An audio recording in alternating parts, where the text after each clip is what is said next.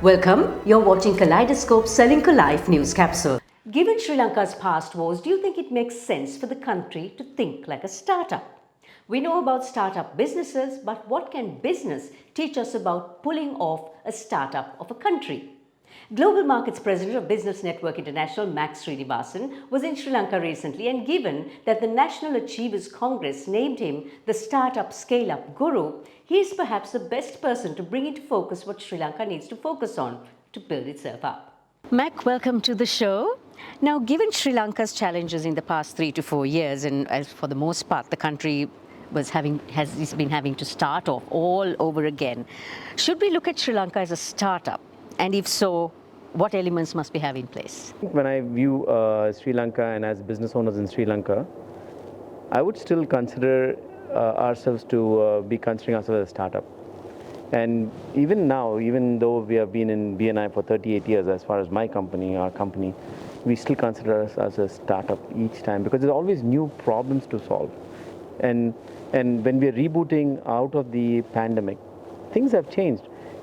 Things of people working from home has changed, for example. So we should have that mindset.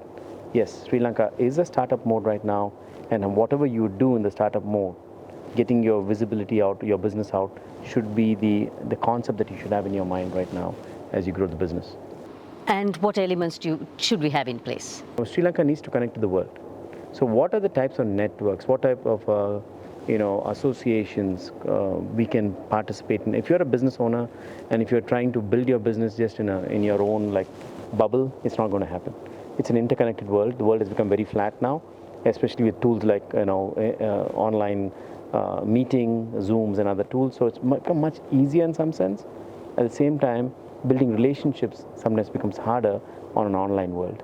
So the first, I would recommend, if you're a business owner in Sri Lanka, you need the external world, and so you need to create your visibility first. Tell people out there, hey, I exist, and then build your credibility, and then that turns into profitability. We use it called the VCP formula. At what point do we scale up? After the startup, you need to have a proven model that works. Okay, scale up doesn't happen immediately. Most people they try, and I go back to my VCP formula: visibility, credibility, profitability. Visibility is making sure that people know who you are and what you do. Okay, credibility is people know who you are, what you do, and that you're doing it well.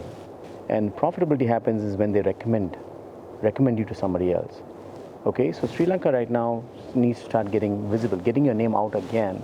Hey, this is what I'm doing. This is exactly the business I'm doing, and then give references of some credibility. Do a job, get credibility. But once you do a job for somebody else, don't stop there. Ask them, hey, if you like my work, can you help me? Can you refer another friend of yours? Because if they like your work, they'll absolutely refer another friend of yours. And that is when the measure of profitability happens. Kaleidoscope is on YouTube, Facebook, Instagram and LinkedIn. Subscribe and follow if you like our show.